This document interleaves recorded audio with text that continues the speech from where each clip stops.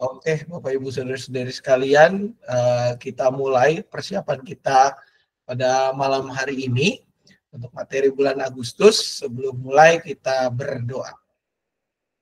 Bersyukur Tuhan pada kesempatan malam hari ini kami boleh berkumpul untuk mempersiapkan diri kami mengajar anak-anakku di bulan Agustus yang akan datang ya Tuhan. Berkati jalannya persiapan ini dari awal hingga selesai. Dalam nama anak Tuhan Yesus Kristus kami berdoa. Amin. Baik, rekan-rekan semua, kalau kita lihat di bulan Agustus ini, karena bulan Agustus itu adalah bulan kemerdekaan, jadi tema besarnya itu adalah partisipasi bagi bangsa dan negara. Ada 5 minggu ya. Yang pertama temanya adalah remaja yang kritis, kedua merajut kebinekaan, minggu ketiga talenta dan karya bagi negeri, minggu keempat bersih hati, bersih tindakan, minggu kelima atau minggu gabungan itu menjaga Ibu Pertiwi. Nah, karena yang remaja minggu kedua tidak ada, maka yang membacakan ganjil itu yang remaja, yang membacakan genap itu yang di Immanuel. Kalau yang bertugas di minggu itu tidak bisa membacakan, nanti kita coba bantu backup begitu ya. Nah, kita masuk kepada minggu pertama, baca dengan tema remaja yang kritis, bacaan dari Keluaran 1 ayat 15 sampai dengan 22. Di remaja minggu pertama itu adalah oh ya, Ci, Pak. Silakan, Ci. Keluaran 1 ayat 15 sampai 22. Raja Mesir juga memerintahkan kepada bidan-bidan Ibrani, seorang bernama Sifra dan yang lain bernama Pua, katanya, apabila kamu menolong perempuan Ibrani pada waktu bersalin, kamu harus memperhatikan jenis kelamin anak itu. Jika anak laki-laki, kamu harus membunuhnya. Tapi jika anak perempuan, biarkan ia hidup. Tetapi bidan-bidan itu takut akan Allah dan tidak melakukan seperti yang dikatakan Raja Mesir kepada mereka, sehingga mereka membiarkan bayi-bayi itu hidup. Lalu Raja Mesir memanggil bidan-bidan itu dan bertanya kepada mereka, mengapa kamu berbuat demikian, membiarkan bayi-bayi itu hidup? Jawab bidan-bidan itu kepada Fir'aun, sebab perempuan Ibrani tidak sama dengan perempuan Mesir. Mereka itu kuat-kuat, sebelum bidan datang mereka telah bersalin. Allah berbuat baik kepada bidan-bidan itu, bangsa itu bertambah banyak dan menjadi sangat kuat. Karena bidan-bidan itu takut akan Allah, ia membuat mereka berumah tangga. Lalu Fir'aun memberi perintah kepada seluruh rakyatnya, lemparkanlah semua anak laki-laki yang lahir bagi orang Ibrani ke dalam sungai Nil. Tapi semua anak perempuan biarkanlah hidup. Demikianlah sabda Tuhan. Terima kasih, Ci. Ya.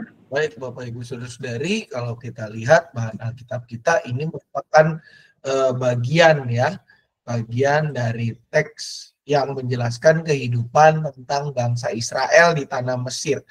Pada zaman itu kita bisa lihat di ayat pertama, ini zaman di mana Yusuf sudah tidak lagi berkuasa. Kalau kita ingat, Yusuf itu kan terakhir berkuasa di kitab Kejadian pasal yang terakhir. Jadi ini konteksnya setelah kematian Yusuf, ya. Pemerintahan berganti, raja berganti. Dan pada saat itu raja yang memerintah adalah raja baru. Dia sudah tidak mengenal yang namanya Yusuf. Jadi dia sudah tidak tahu lagi asal-usul Yusuf itu siapa dan kontribusinya apa dalam kehidupan bangsa Mesir. Nah, pada kesempatan itu, Bapak Ibu Saudara-saudari, kondisi yang juga mengiringi adalah makin banyak orang Israel di sana. Raja ini mengakali gimana caranya supaya populasi masyarakat Israel itu berkurang. Kasih kerja paksa, kasih ini itu bukannya makin dikit, malah makin banyak. Nah, akhirnya dibuatlah keputusan. Raja itu memerintahkan setiap bidan untuk kalau anak itu lahirnya laki-laki, selesaikanlah gitu ya. Sudahlah, selesai gitu ya. Tapi kalau perempuan ya udah biarin hidup. Ya. Supaya apa? Supaya berkurang.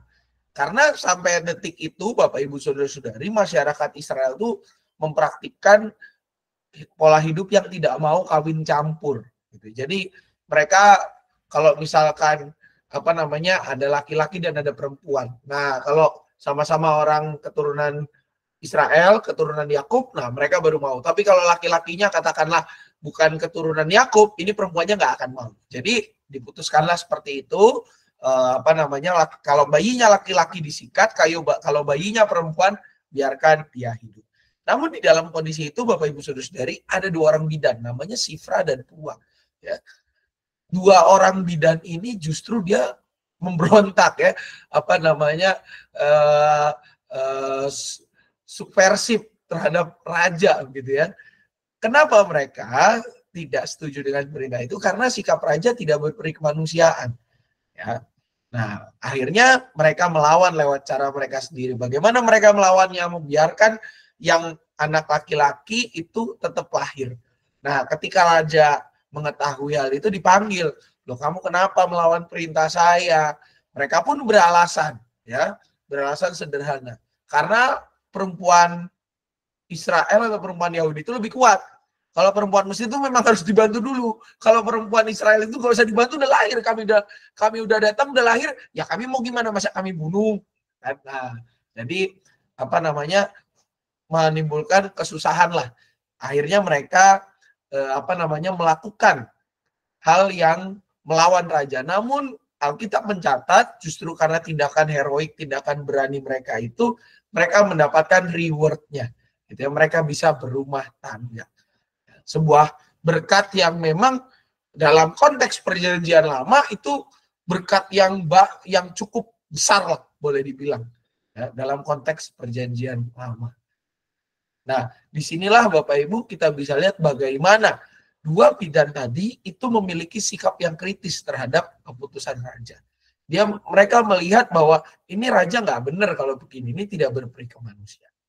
Nah, yang mau kita ajarkan kepada anak-anak adalah sikap seperti itu. Karena apa? Karena Bapak Ibu Saudara-saudari, anak dan remaja masa kini banyak yang hidupnya tidak kritis. Ya, mereka jarang yang mau mengamati dan mempelajari segala fenomena. Baik yang di dalam diri mereka maupun yang di luar diri mereka. Satu kali Bapak Ibu Saudara-saudari kemarin itu ada acara Mardiko gitu ya. Ada acara Mardiko. Ditanyalah anak-anak itu. Setelah mereka bikin surat kepada diri sendiri, disuruh bacain kan di depan. Adalah yang membacakan dengan bilangnya cita-citanya pengen punya motor Harley.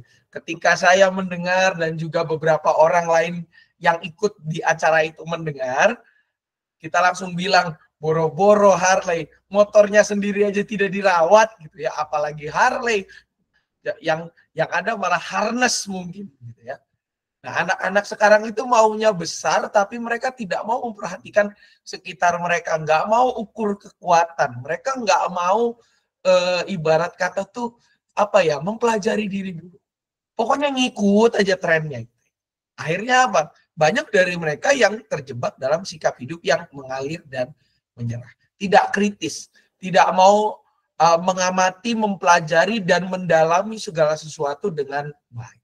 Nah, melalui materi ini kita mau ajak anak-anak dan remaja kita itu sikapnya kritis seperti 2 bidan tadi. Mereka mendengarkan keputusan, yang lain mengikuti, tapi mereka lihat tuh, ini nggak benar sebenarnya. Harus dilawan yang tidak benar ini dan ada caranya. Mereka berani mengkritik lewat sikap mereka ketika situasi tidak seperti seharusnya.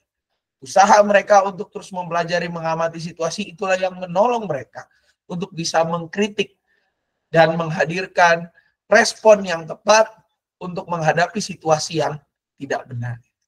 Nah, makanya melalui materi ini, anak dan remaja kita mau ajak untuk menjadi pribadi yang aktif mengkritisi, termasuk mengkritik mulai dari diri mereka sendiri.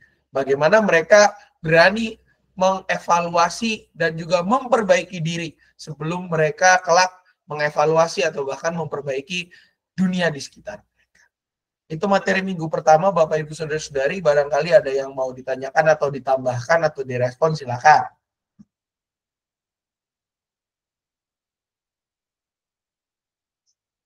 Ini sebenarnya Pak, si bidan ini tuh bohong nggak sih? Dia bilang, oh itu mah alasan aja nggak sih bilang udah lahir, soalnya mereka kuat-kuat nggak kayak orang Mesir. Itu bohong nggak sih Pak sebenarnya? Terus kalau ada remaja nanya, itu bohong dong, berarti boleh dong bohong kalau untuk ngomong gitu. Apa sebenarnya ini tuh sebuah tulus cerdik seperti ular, tulus seperti merpati, Pak, apa gimana?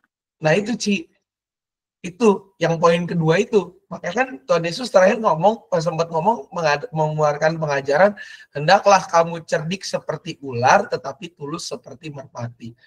Kalau kita lihat di sini, memang mereka itu apa ya, boleh dikatakan bukannya licik ya. Kalau cerdik itu kan mereka pintar memanfaatkan situasi. Dan memang situasinya Bapak Ibu Saudara-saudari, pada zaman itu kan kalau lahirnya laki-laki itu boleh dibilang apa ya, kayak memang perempuan Ibrani itu di satu sisi karena lahirnya laki-laki itu akan di bumi hangus, istilahnya dihilangkan, mereka juga pasti mencari cara.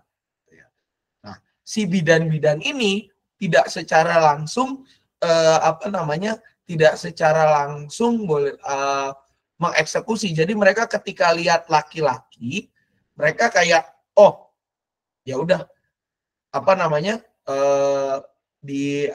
kayak istilahnya agak disimpan dulu lah. Mereka kan melihat situasi. Oh ya udah, ini perempuan laki-laki.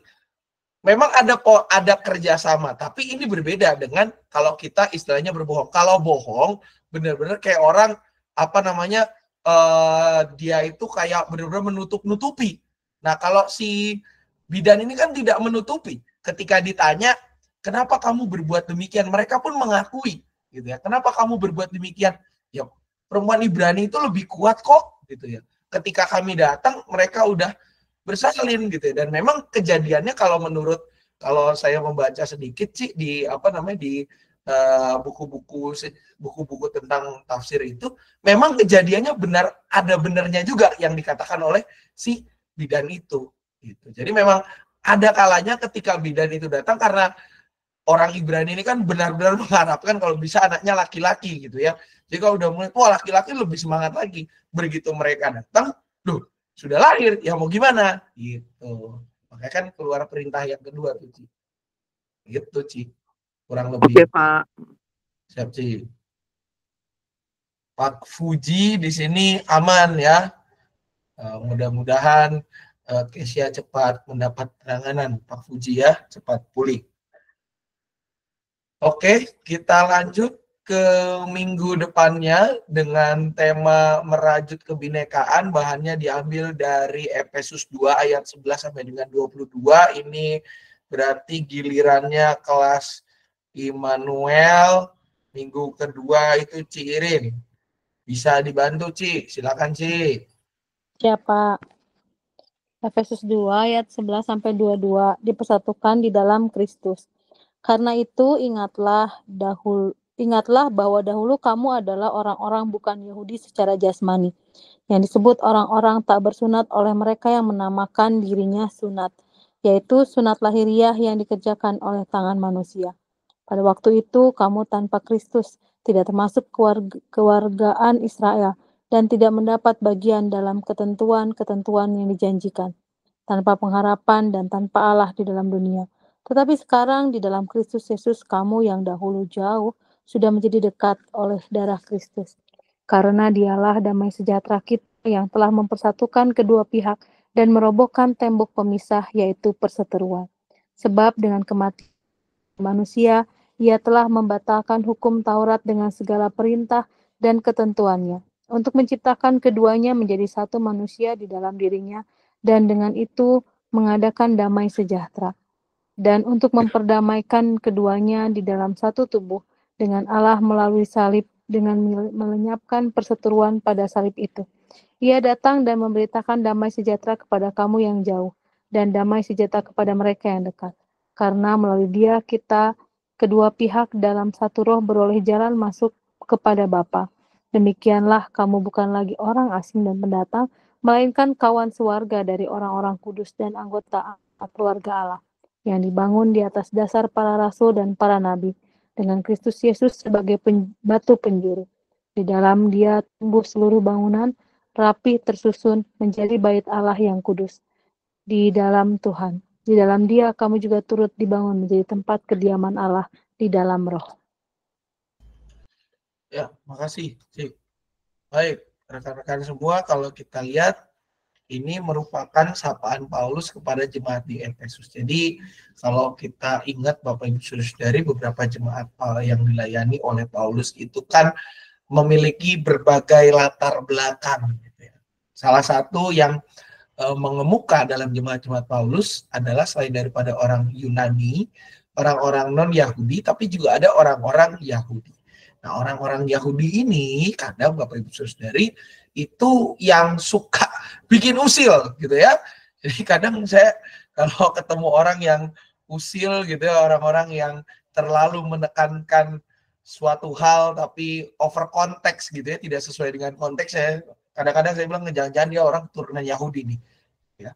Orang Yahudi itu kadang usil. Jadi dia itu kan orang Yahudi itu punya sebuah share tradition ya. Tradisi yang terbagi-bagi, tradisi bersama yang juga dilakukan oleh bangsa Timur Tengah pada umumnya, yaitu tradisi sunat. Nah, buat orang Yahudi, seseorang yang disunat itu sudah diberikan identitas baru. Nah, orang-orang Yahudi Kristen mengenakan identitas itu, sehingga dia bilang kalau kamu belum disunat, kamu belum menjadi lahir baru. Gitu ya. Padahal jelas di dalam pengajaran Alkitab, Tuhan Yesus itu mengatakan, aku datang untuk menggenapi hukum Taurat. Sehingga tidak perlu lagi seseorang itu melakukan sunat lahiriah untuk membuktikan identitasnya sebagai pengikut Kristus. Nah, di dalam bagian ini Paulus mengingatkan bahwa sebagai jemaat Tuhan itu mereka itu punya berbagai latar belakang. Oleh karenanya mereka itu harus hidup sebagai ciptaan baru. Karena apa? Kristus itu sudah meruntuhkan tembok pemisah, sudah memperdamaikan semua. Memang di situ dikatakan membatalkan hukum Taurat. Namun maksud membatalkan di sini adalah bukan cancel, ya. Bukan cancel kayak kita punya tiket mau terbang terus kita berhentikan, enggak. Tapi membatalkan maksudnya di sini adalah memfolding. Gitu. Jadi hukum Taurat itu digenapi kebenarannya dalam Kristus Yesus. Ya, sehingga diberikan pemaknaan yang baru. Contohnya terkait sunat ini yang dibahas oleh Paulus. Sunat yang sejati adalah sunat hati yang benar-benar memotong kelakuan diri, bukan sekedar yang lahiriah. Nah, itu yang dalam tanda kutip dibatalkan, ya, default. Ya, jadi dibikin default, pemaknaannya baru, tidak lagi dilaksanakan dengan cara lama, tapi dengan cara yang baru. Nah, melalui bagian ini Paulus itu mengingatkan bahwa mereka itu karena sudah mengalami itu harusnya ada perubahan besar. Ya, meruntuhkan tembok pemisah. Allah sudah memperdamaikan dirinya dengan manusia sehingga sebagai umat yang telah dipersatukan, jemaat itu tidak boleh egosentris. Tidak boleh berpusat pada diri sendiri. Bahkan jangan Calvinis juga, bukan Calvinis ya, Calvinis. Calvinis itu menganggap diri sendiri lebih benar daripada orang lain. Berpusatlah pada kehidupan berkomunitas. Karena apa? Kebenaran sejati hanya ada di dalam Kristus yang telah mempersatukan mereka. Nah, apa yang mau menjadi tekanan bagi anak-anak? Nah, kita harus melihat bahwa situasi zaman ini, Bapak Ibu, apalagi isu tentang kebinekaan. Kebinekaan itu kan tentang keberagaman, menerima yang berbeda. Itu masih menjadi pergumulan di lingkungan anak dan remaja. Kemarin saya dengar kabar, gitu ya, karena kemarin dengar-dengar di rapat juga di Penabur, ada anak yang masuk di salah satu sekolah negeri, saya lupa sekolah negeri yang mana. Cuma dia masuk di sana, diwanti-wantilah sama orang tuanya. Kalau boleh anak ini jangan dibully, kalau boleh pembulian itu tidak ada di kelas. Baru masuk besoknya yang saya dengar nih ya, yang saya dengar anak itu mendapatkan pembulian. Memang belum masuk sekolah. Loh, jadi gimana Pak bulinya belum masuk sekolah? Gampang Bapak Ibu bulinya. Lewat gadget. Jadi nomor kontaknya udah ketahuan atau gimana, saya tidak ngerti gimana ceritanya. Nah itu, contohnya anak itu dikena lah, dapat bully. Ya, karena dia berbeda dengan yang lain. Nah, itu anak SMP, Bapak Ibu, serta saudara-saudari. Sebuah lingkungan yang boleh kita bilang baru lepas dari SD. Kalau SMP aja udah kayak gitu, apa kabar SD-nya? Nah, ini berarti apa? Anak dan remaja kita sangat resisten, anti terhadap perbedaan dan keberagaman. Ya. Ketika berjumpa dengan yang berbeda, mereka nggak bisa ngapa-ngapain. Ya. istilah jago kandang itu makin sering makin nyata terjadi ya. Ketika di depan teman-teman anak ini bisa bersaksi dengan luar biasa hebat, ngomongnya kenceng lagi nih. Begitu dia dipindahkan ke ke tempat yang lain itu jadi macan ompong, nggak bisa ngapa-ngapain, nggak bisa menunjukkan identitasnya, idealismenya luntur semua. Dia nggak bisa beradaptasi dengan lingkungan yang berbeda. Sehingga ini menjadi dasar bahwa kita bisa lihat anak dan remaja kita pada saat ini lebih banyak yang jago kandang. Karena apa? Karena mereka tidak kuat untuk menerima keberagaman yang ada. Mereka kurang luas untuk bergaul dengan orang-orang. Nah, melalui materi ini kita mau mengajak anak-anak itu menerima keberagaman. Ya, menerima sesamanya. Menerima bahwa dirinya itu ditempatkan di segala lingkungan dan harus bisa beradaptasi.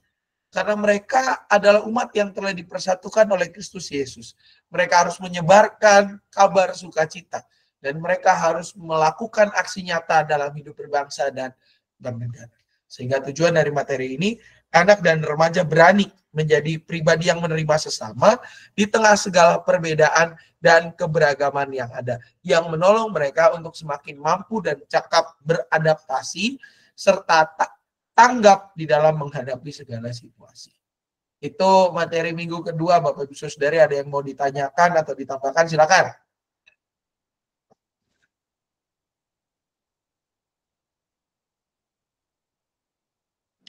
Cukup, Pak. Oke, Ci. Kalau tidak ada tambahan lagi, kita lanjut ke minggu ketiga. Minggu ketiga dengan tema talenta dan karya bagi negeri. Ini akan di remaja. Ya, remaja itu Pak Tan, setahu saya nanti di cover. Baca Alkitabnya mungkin bisa di cover oleh yang tugas di Immanuel minggu ketiga. Jadi nanti yang remaja minggu. Pak Tan mau baca nggak? Bisa baca nggak? Pak Tan bisa baca kah? Mesti bacain. Cici aja deh bacain. Iya, bacain ya. Berisik di sini soalnya. Siap. Roma 12 ya Pak Sam? Roma 12 ayat 6 sampai 8. Benar ya? Roma 12 ayat 6 sampai 8. Demikianlah kita mempunyai karunia yang berbeda-beda menurut anugerah yang diberikan kepada kita. Jika karunia itu adalah untuk bernubuat, baiklah kita melakukannya sesuai dengan iman kita. Jikalau karunia untuk melayani, baiklah kita melayani. Jika karunia untuk mengajar, baiklah kita mengajar. Jika karunia untuk menasihati, baiklah kita menasihati. Siapa yang membagi-bagikan sesuatu, hendaklah ia melakukannya dengan hati yang ikhlas. Siapa yang memimpin, hendaklah ia melakukannya dengan rajin. Siapa yang menunjukkan belas kasihan, hendaklah ia melakukannya dengan sukacita. Demikianlah sabda Tuhan. Terima kasih. Baik, Bapak Ibu Saudara-saudari, kalau kita lihat Roma 12 ayat 6 sampai dengan 8 ini bagian dari pengajaran Paulus kepada jemaat di Roma, jemaat yang terletak di epicentrum, terletak di pusat pemerintahan kerajaan Romawi. Nah, dalam bagian ini memang ini menjadi kelanjutan dari Roma 12 tentang persembahan ya. Kalau kita ingat ya, tentang persembahan kan saudara-saudara, kemurahan Allah menasihatkan supaya kamu mempersembahkan tubuhmu dan seterusnya. Namun secara khusus dalam bagian ini Bapak Ibu Saudari, Paulus itu menekankan setiap anggota tuh punya peran dan karunia yang memang sudah Allah tempatkan untuk bisa berkontribusi dalam kehidupan pelayanan. Nah, Paulus menekankan bahwa karunia atau talenta atau apapun itu yang dia tempatkan dalam diri kita itu milik Tuhan. Tidak ada yang tidak berharga, semuanya berharga. Ya. Jadi karena semua berharga harus digunakan dan dikembangkan. Bukan untuk memegahkan diri, tapi untuk kepentingan bersama. Ya. Bukan untuk sebagai self pride. Ya, kan di situ ada yang karunianya apa. Ini konteksnya sama kayak yang di Korintus gitu ya, karunia bahasa roh dan segala rupanya. Karena ada kecenderungan jemaat pada saat itu memandang satu karunia itu lebih baik daripada yang lain. Jadi ada rankingnya, padahal tidak seperti itu harus. Ya. Nah, di dalam bagian ini Paulus juga menekankan bahwa kalau kamu melakukan pelayananmu agar karunia itu boleh terus berkembang, lakukanlah di dalam keikhlasan. Ya, hati yang ikhlas memperlengkapi kekurangan. Hati yang ikhlas akan menolong kita untuk semakin kaya dan semakin mampu mengerjakan panggilan pelayanan yang Tuhan percayakan. Apa yang mau kita ajarkan kepada anak-anak? Nah, Bapak Ibu Saudara-saudari, kita yakin dan percaya setiap pribadi itu berharga di mata Tuhan dan setiap pribadi punya talenta serta karunia yang ditempatkan. Namun kalau pakai perumpamaan tentang talenta, lebih banyak sekarang orang-orang yang seperti satu talenta, ya, menyembunyikan, atau kalaupun dia menggunakan dan mengembangkan, itu hanya untuk kepentingan dan keuntungan diri sendiri, bukan untuk kepentingan bersama. Nah, melalui materi ini kita mau mengajak anak-anak itu untuk menggunakan setiap talenta dengan sukacita, dengan tulus dan ikhlas di dalam mengembangkannya juga. Karena apa? Untuk kepentingan bersama. Dan juga ini menjadi cara mereka berbakti kepada nusa dan bangsa.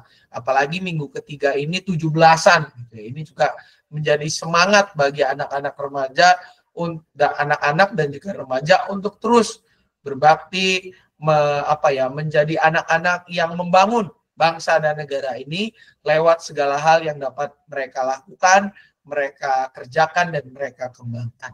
Ya, makanya harapan dan tujuan dari materi ini, anak dan remaja mampu serta berani menggunakan karunia dan talenta mereka untuk kemajuan bangsa dan negara. Ada pertanyaan atau tambahan Bapak Ibu Saudara-saudari? Pak, kalau bernubuat melakukannya sesuai dengan iman maksudnya gimana? Oke, jadi gini Ci, bernubuat pada zaman itu memang ada orang-orang yang orang-orang yang memiliki karunia untuk bernubuat tentang sesuatu yang akan terjadi. Ya kayak fortune teller gitulah. Cuman bukan dalam konteks kayak fortune teller yang kita bisa peramal-peramal yang kita lihat di TV gitu, enggak. Gitu ya. Tapi dia seperti para nabi yang mengajar tentang firman Tuhan. Gitu ya. Nah, ada orang-orang yang berkarunia seperti itu. Dia mengajar firman Tuhan dan dia mengatakan tentang firman Tuhan. Dia menubuatkan firman Tuhan. Namun di zaman itu ada juga orang-orang yang akhirnya menggunakan talenta mereka untuk keuntungan pribadi. Jadi istilahnya dia ngajar nih.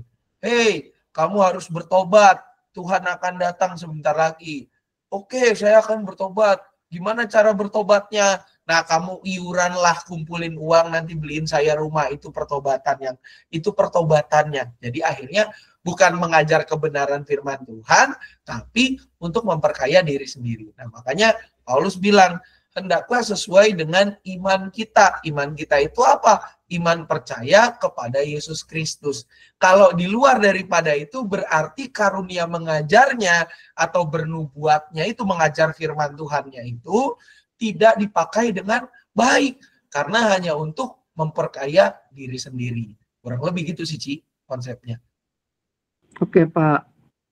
Siap Ci. Patan ada yang mau ditambahkan? Cukup Pak, cukup. Oke, siap. Kita lanjut ke minggu keempat, Bapak Ibu Saudara-saudari, dengan tema bersih hati, bersih tindakan. Karena tadi bertukar di minggu ketiga, berarti minggu keempat di remaja itu, mari kita lihat. Pak Omri. Pak Omri mungkin boleh bantu Pak. Yohanes 12 ayat 1 sampai 8. Baik, Pak. Yohanes 12 ayat 1 sampai 8. 6 hari sebelum Paskah, Yesus datang ke Betania membawa tempat tinggal Lazarus yang dibagikan Yesus dari antara orang mati. Di situ diadakan perjamuan untuk dia dan Maria melayani. Sedangkan salah seorang yang turut makan dengan Yesus adalah Lazarus.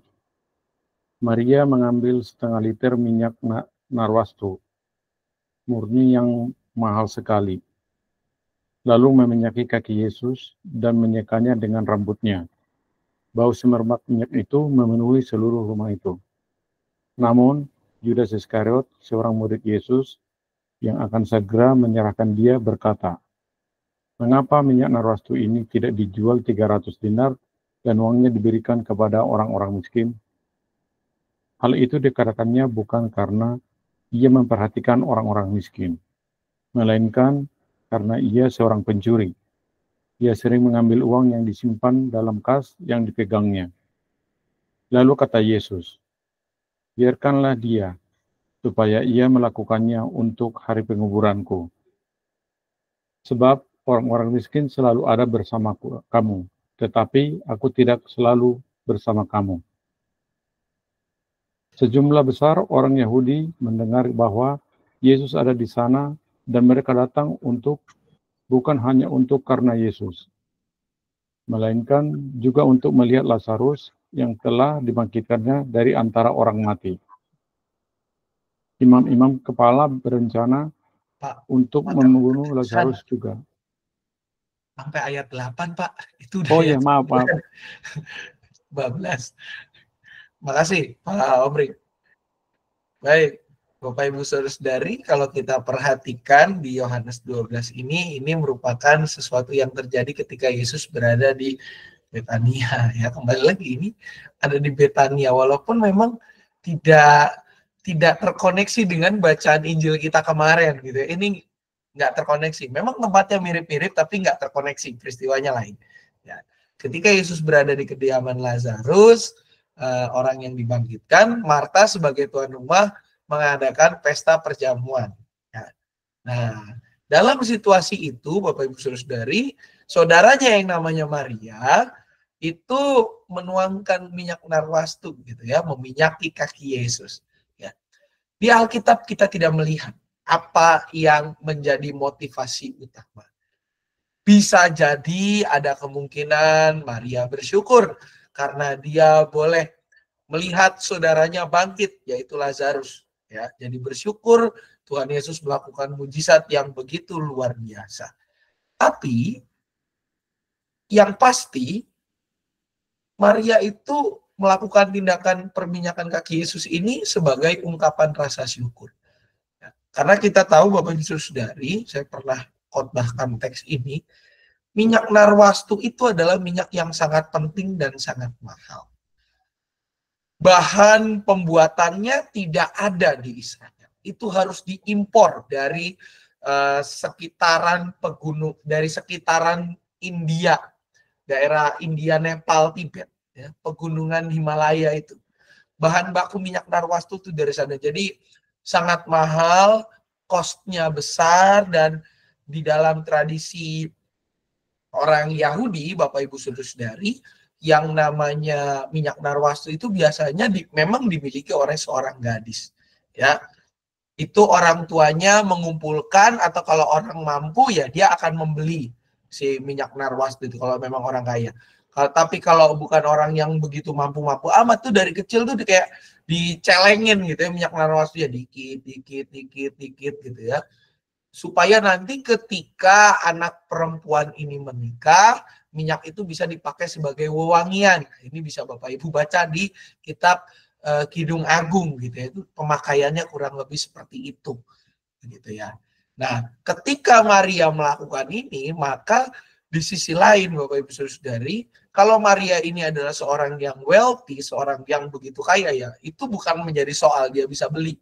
Tapi kalau dia bukan yang orang terlalu kaya, orang yang biasa-biasa, maka ini menjadi bentuk bagaimana Maria itu memasrahkan atau bahkan menyerahkan masa depannya kepada Yesus. Ya, ada tafsiran yang mengatakan ini seolah-olah Maria mempercayakan masa depannya kepada Tuhan Yesus karena rasa syukurnya yang besar itu.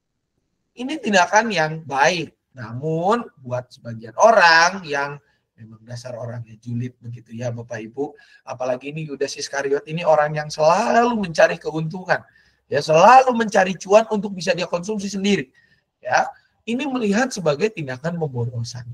Dia bahkan mengatakan ya kalau daripada ini mendingan uangnya dijual, minyaknya dijual 300 dinar, harga yang cukup fantastis saat itu, dan uangnya diberikan kepada orang miskin dalam kurung lewat dia.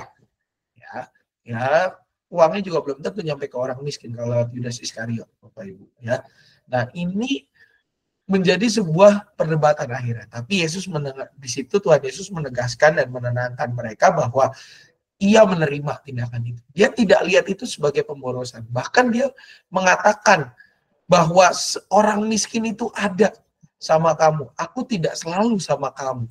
Tapi orang miskin yang harus kamu rawat itu selalu ada. Tuhan menerima itu sebagai persembahan yang berkenan. Bukan sebagai pemborosan. Nah, apa yang mau diajarkan kepada anak-anak dari bagian ini? Kalau kita lihat Bapak Ibu Saudara-saudari, anak remaja dan baik anak-anak maupun remaja kita pada saat ini mungkin lebih banyak yang akhirnya karakteristiknya lebih mirip Yudas Iskariot ya. Mereka sudah terpapar yang namanya bahaya laten ketidakbersihan hati. Ya. Laten itu apa? Laten itu sesuatu yang akhirnya tertumpuk-tumpuk dan akhirnya menjadi sebuah culture gitu ya. Padahal itu sesuatu yang salah. Nah, akhirnya perilaku anak-anak itu didasari oleh rasa pamrih. Ya. Kenapa bisa terjadi demikian? Anak dan remaja kita bisa seperti itu karena balik lagi, ini peran pengasuhan.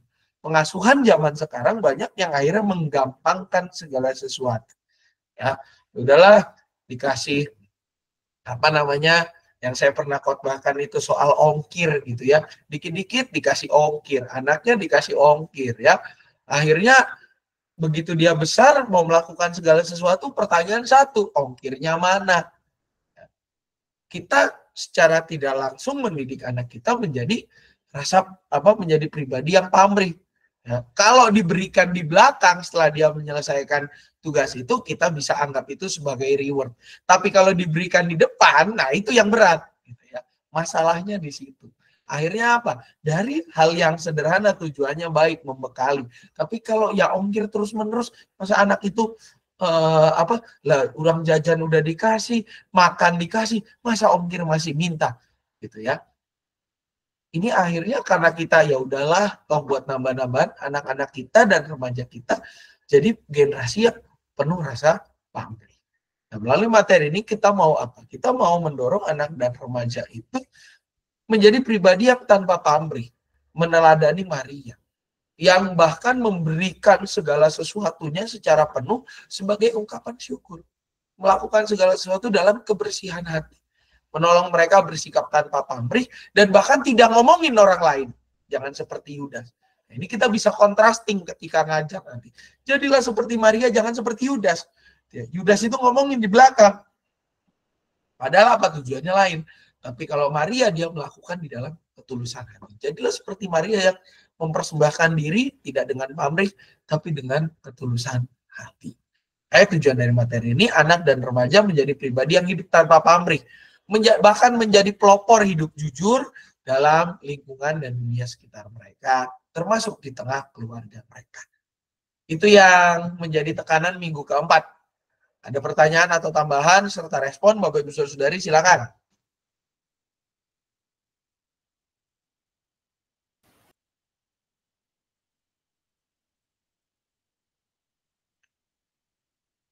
Aman, Pak. Siap. Kasih, Pak. Ini Maria yang kemarin ya, Pak? Kenapa, Ci? Maria yang kemarin ya, yang dibahas minggu kemarin ya? Yang Maria sama Marta. Marianya sama, tapi konteks ceritanya beda, Ci. Ya, maksudnya Marianya yang ini kan, sama kan? Iya, Maria saudaranya Lazarus dan saudaranya Marta, Ci. Benar. Oke. Oke, kita lanjut ke minggu kelima, minggu bersama alias minggu gembira dengan tema menjaga Ibu Pertiwi. Bahan diambil dari Kejadian 2 ayat 8 sampai dengan 15. Pak Yas, silakan untuk membacakannya, Pak.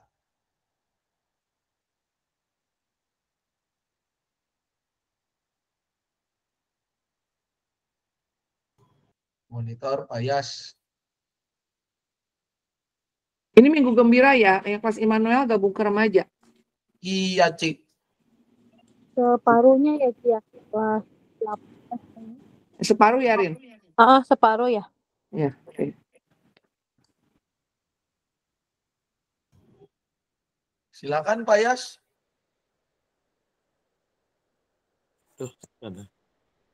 Ya, sebentar.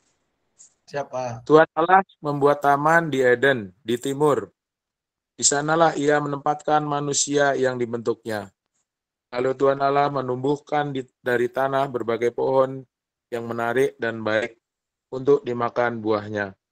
Juga pohon kehidupan di tengah-tengah taman itu, serta pohon pengetahuan tentang yang baik dan yang jahat. Ada sungai mengalir di Eden untuk membasahi taman itu. Dari situ sungai itu terbagi menjadi 4 cabang. Yang pertama bernama Pison. Sungai ini mengelilingi seluruh tanah Hawila di mana ada emas. Emas dari negeri itu bagus. Di sana ada damar, bedolah, dan batu krisopras. Sungai kedua bernama Gihon, yang mengelilingi seluruh tanah Kus. Sungai ketiga bernama Tigris, yang mengalir di sebelah timur Asyur. Sungai keempat ialah Efrat. Tuhan Allah mengambil manusia itu dan menempatkannya di Taman Eden untuk mengerjakan dan memelihara taman itu. Demikianlah sabda Tuhan. Ya, terima kasih Pak Yas. Baik, Bapak Ibu serta saudara-saudari sekalian, kalau kita lihat di sini, maka ini adalah teks yang menjelaskan tentang pasca penciptaan, di mana sekarang proses penempatan, ya. Manusia setelah diciptakan, Tuhan menciptakan segala sesuatunya, dia ditempatkan di yang namanya Taman Eden. Nah, Bapak Ibu, memang Taman Eden ini menjadi sebuah perdebatan sampai hari ini. Apakah dia secara space ada atau memang sebuah hal yang konstruksi, gitu ya, taman yang konstruksi. Karena apa? Dua dari 4 sungai itu sekarang sudah tidak ada. Ya. Sisanya tinggal 2 kalau nggak salah sungai yang ada. Bisa karena kekeringan atau memang karena sungai itu sudah entah bagaimana ceritanya tidak ada. Tapi yang pasti yang disepakati, Taman Eden menjadi gambaran tentang dunia sebelum kejatuhan manusia ke dalam dosa. Karena apa? Manusia dan Tuhan bisa saling berinteraksi, bisa saling bertemu kapan saja, di mana saja. Kalau Tuhan mau ketemu, tinggal turun, ngobrol, selesai. Tanpa ada halangan tertentu. Tanpa ada rasa takut. Ya, manusia nggak perlu takut ketemu sama Tuhan, itu terjadi di zaman Taman Eden. Kalau sekarang Bapak Ibu kita mendengar Tuhan hadir, Tuhan datang, kayaknya semuanya pada takut. Gitu. Apalagi kalau ada seorang pendeta yang mengatakan Tuhan mau jemput saudara. Nah itu paling takut semua orang. Zaman dulu, zaman Taman Eden, nggak gitu. Justru happy. Ngobrol sama Tuhan nggak kayak ngobrol sama teman sendiri. Ya. Nah, Taman Eden ini digambarkan sebagai taman yang indah, yang kaya, sumber dayanya banyak. Sungainya 4, pohonnya subur, tanahnya luas, binatangnya loba. Ya, dan setiap makhluk hidup yang ada di dalamnya itu boleh dibilang hidup dalam damai dan tentram. Nah, manusia yang pada saat itu masih menjadi satu kesatuan, ya, kalau kita baca Kejadian 2 itu secara detail, Bapak Ibu Saudari, di awal itu kan manusia, ya, jumlahnya memang seorang diri, tapi seorang dirinya ini dalam konteks seorang diri yang penuh, yang lengkap. Ya. Ketika pasca ayat 18, 19, 20, dan bahkan setelah penciptaan, setelah diambil tulang rusuk, nah baru konteks manusianya itu berubah. Jadi laki-laki dan perempuan. Manusia yang sudah parsial. Gitu ya. Kalau yang tadi kan jadi manusia yang general, secara umum dan lengkap. Nah manusia ditempatkan oleh Tuhan untuk mengelola taman tersebut. Dia menjadi wakil Allah yang dipercayakan tugas mengelola keindahan taman itu bersama dengan Allah sendiri. Jadi asistennya Tuhan, menjadi duta Allah di dalam menjaga taman yang Tuhan buat sungguh baik dan indah itu. Nah, dari kisah ini apa yang mau kita ajarkan kepada anak-anak? Berbeda dengan zaman itu, Bapak Ibu Saudari, sekarang kita berhadapan dengan generasi yang mager, generasi yang malas gerak, ya. Bukan cuma soal fisik aja anak-anak mager, tapi juga apa? Magernya ini udah semua hal ini. Peduli terhadap lingkungan sekitar, mereka mager. Buang sampah, mager. Ngebersihin sesuatu, mager. Kalau bisa nyuruh orang dah. Kenapa bisa demikian? Karena memang Bapak Ibu Saudara-saudari, godaan zaman ini adalah godaan untuk tidak bergerak. Karena saya biasa mengutip kata-kata yang dipakai oleh Pak Fuji itu, gitu ya. Segala sesuatunya sudah tersedia. Kalau biasanya Pak Fuji ngomongnya makanlah atau minumlah, saya ganti menjadi gunakanlah. Ya, suruhlah. Ya. Mager terhadap segala sesuatu. Akhirnya apa? Dunia yang harusnya dapat dijaga sekarang tidak terjaga. Dunia yang harusnya dirawat menjadi tidak terawat. Diri yang harusnya dijaga dan dirawat jadi tidak dijaga dan tidak dirawat. Karena apa? Karena kemageran untuk beraktivitas, bekerja lebih, menjaga ciptaan Tuhan yang Ia tempatkan. Nah, melalui materi ini kita mau mengajak anak dan remaja tentang panggilan mereka, yaitu untuk menjadi pengelola alam ciptaan Tuhan, termasuk diri mereka. Mereka harus berperan aktif dalam menjaga lingkungan yang Allah ciptakan. Karena apa? Segala sesuatu Allah ciptakan itu untuk menunjang kehidupan mereka, termasuk bangsa dan negara di mana mereka berada. Itu juga Tuhan jadikan sebagai penunjang kehidupan kita. Nah, gimana supaya kita berperan aktif? Maka sikap hidup kita itu harus mau bekerja, harus mau bergerak, tidak malas gerak, tetapi aktif bergerak. Menjadi generasi yang tidak hanya sekedar menerima, tapi mau mengusahakan. Tidak hanya sekedar mau diterima, tapi juga mau menerima. Tidak hanya mau diusahakan, tapi juga mau mengusahakan. Nah, dengan demikian, kita bisa mengajak anak-anak untuk menjadi generasi yang aktif, mengembalikan manusia kepada fitrahnya, yaitu menjadi pengelola alam yang bekerja aktif bersama dengan Tuhan mengelola segenap ciptaannya. Nah, tujuan dari materi ini juga anak dan remaja menjadi pribadi yang berani berkontribusi. Pembangunan bangsa dan negara dimulai dari kepedulian mengelola lingkungan sekitar, diri mereka, rumah, keluarga, gereja, masyarakat, dan di mana saja mereka ditempatkan. Itulah materi minggu kelima. Ada pertanyaan atau tambahan? Mungkin Pak Yunus, silakan. Cukup, Pak. Oke, siap. Baik, Bapak Ibu, kalau sudah cukup, maka materinya juga sudah habis. Mungkin nanti PDF-nya saya kirimkan dalam waktu dekat atau agak malam sedikit. Gitu ya, nanti saya kirimkan di grup maupun di grup MJ maupun di grup WA yang kelas Immanuel. Pak, izin untuk remaja, di liturginya ada lagu kebangsaan ya Pak, 1 selama Agustus. Oh, yang mau di KJ banyak sih, nanti coba. Enggak, maksudnya untuk nambahin 1 untuk mereka mencintai kebangsaan ya. Boleh, Ci. Tari minta juga yang ngasih 17 Agustus, lagu 17 Agustus ya Tar, di Immanuel. Kasih Pak. Bangun pemudi-pemuda, Ci, request saya tuh, Ci. Kasih Tari. Gugur bunga juga bisa. Lagu kebangsaan itu. Gugur bunga mah Hari Pahlawan, Bapak. Salah ya, Ci. November. Oh, alah. Ya udah. Oke, Bapak Ibu Saudari, kalau sudah tidak ada lagi, siapa yang mau doa tutup? Ada yang bisa bantu?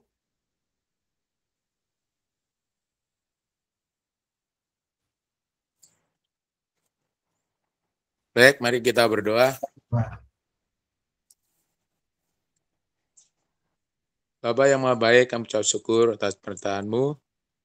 Malam ini kami boleh bersama-sama untuk mempersiapkan pelayanan kami, baik di remaja maupun di Immanuel Tuhan. Biarlah kami semua Engkau sertai dan mampukan kami untuk melayani anak-anak-Mu Tuhan, sehingga biarlah kami boleh Engkau juga sertai dalam kehidupan kami hari lepas hari. Setiap kami akan berpisah satu dengan yang lain, biarlah Engkau sertai kami dalam kami beristirahat malam ini, sehingga esok kami boleh bangun dan boleh lanjutkan aktivitas kami. Terima kasih Tuhan, kami serahkan semua ini dalam kasih penyertaan Tuhan saja. Di dalam nama Tuhan kami Yesus Kristus, kami berdoa dan mengucap syukur. Amin.